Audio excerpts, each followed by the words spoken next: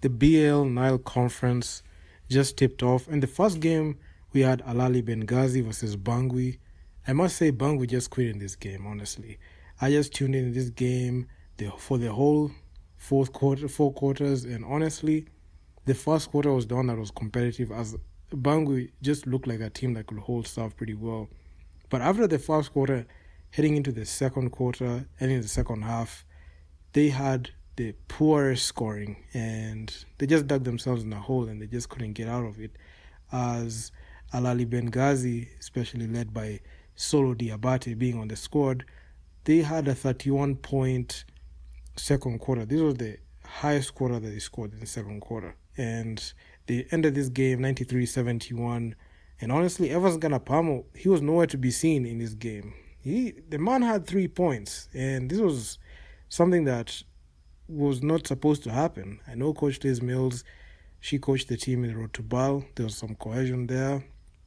But the off-court issues, especially when it came to salary remuneration, which I'm going to talk about in a future video, really soured everything up, and they had to make a coaching change. So this coach, this was his first game coaching the team at the BL stage, and man, he failed. And the man failed completely.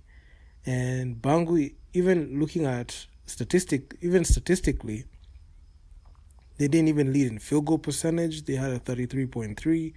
On 2-point field goals, they shot the most inefficient, 14 out of 46 attempts. That's 30%.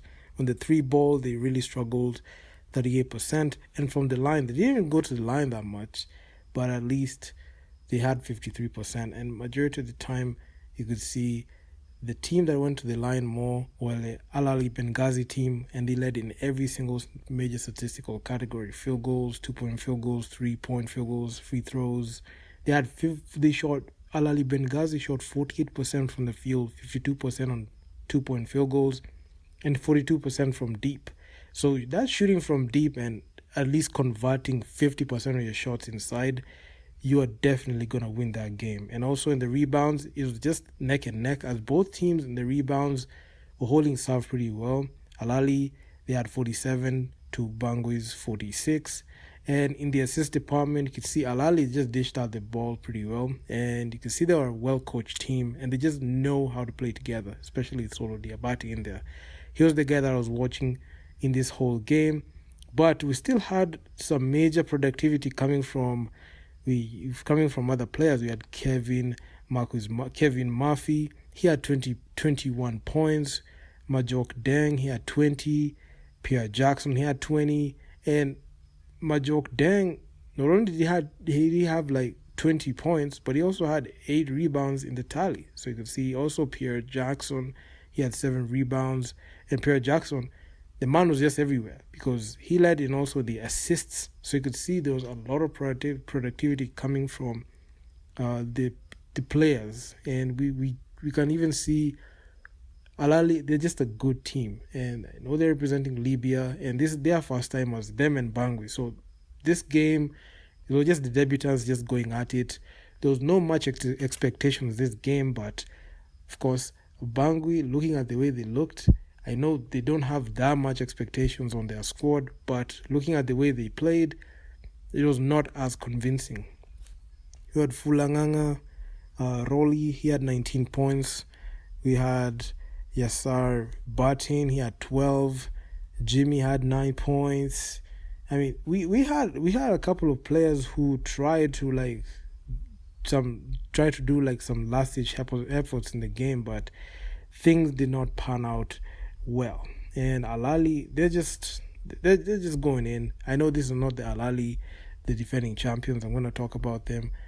As per recording this video, the City Oilers, they went down to Ahly. Difficult game there. But Solo Diabate, he played 29 minutes. He had 17 points. His quiet 17 points was just there. But Solo Diabate, looking at the way he played, his quiet 17 points was actually quite good. And honestly, I was just looking forward to his productivity, and for sure I saw it.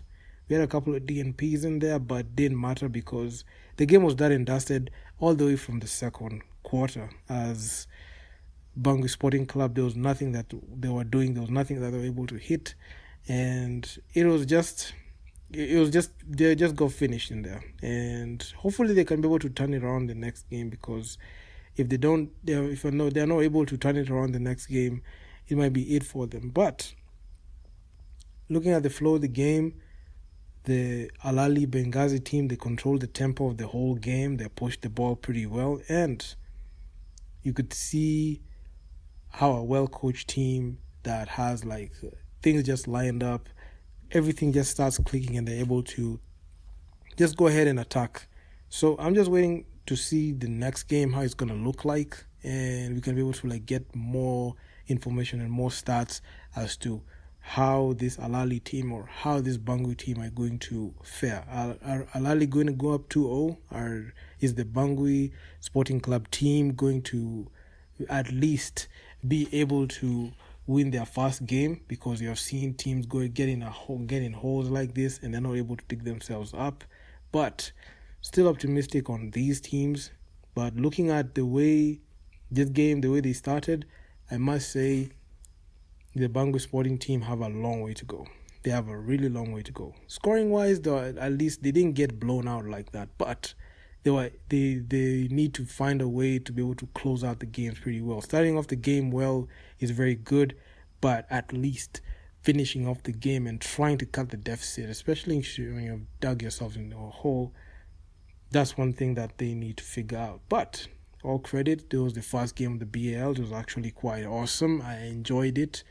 And I enjoyed it when I just saw Ahly play. But the way Bangui were playing, really, I didn't like it at all. And also, the guy I was actually watching a lot was Evans Ganapamo from Bangui Sporting. I mean, he had a very bad game with he played 22 minutes, 3 points, 1 of 15 shooting. That's a horrendous.